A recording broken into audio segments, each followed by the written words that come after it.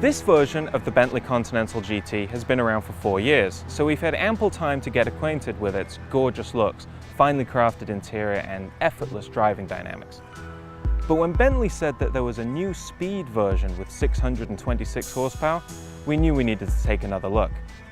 Up front, a 6-litre twin-turbo W12 engine, and it'll get this car to 60 in 4 seconds flat and on to a claimed top speed of 206 miles an hour. Now, we know that figure doesn't mean much to most people. Unless you live next door to a racetrack, it's irrelevant. So we want to find out what this car is like to drive out in the real world.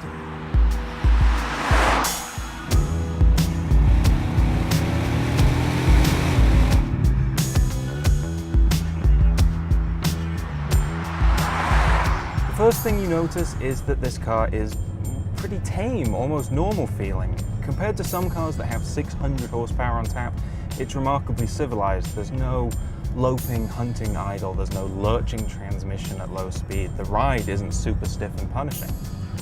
But that's not to say that there isn't a lot of performance on tap. When you get into the twin-turbo engine, it is very, very quick indeed. And what you notice more is not the peak horsepower, but it's that wall of torque.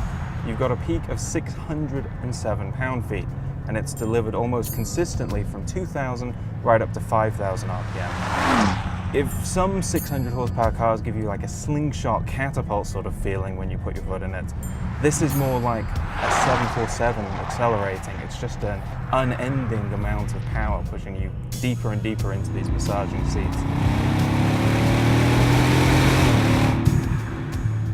Aside from the power, this car is actually a lot of fun to drive on these roads. Now, we know it's not a hard-edged sports car, it's a Grand Tourer.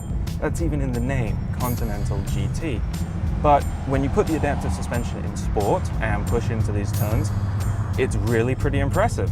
The steering's nicely weighted, the body motions are really well kept in check, and considering how big and heavy this car is, you can have a lot of fun with it on these roads.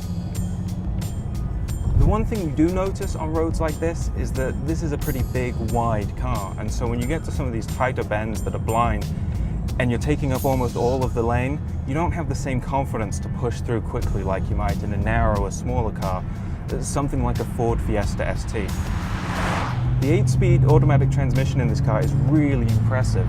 First of all, it's really smooth when you're driving gently, but when you're trying to get on it a little bit, it responds almost instantly to these leather ramp paddle shifters. And when it does, it shifts really, really quickly, almost like a dual clutch transmission. So while it might not be quite as raw or performance focused as a comparably priced, say, Porsche or Aston Martin or Lamborghini, the Bentley is a lot of fun to drive out here in the real world, even if you're not doing 206 miles an hour.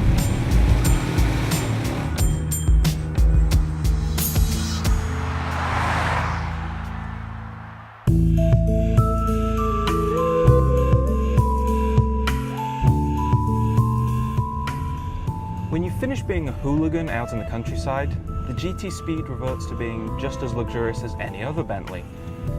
You're surrounded by plush carpets, this lovely hand-stitched leather, this really cool knurled metal accents. It's extraordinarily quiet inside as well. You can barely hear any other cars on the road.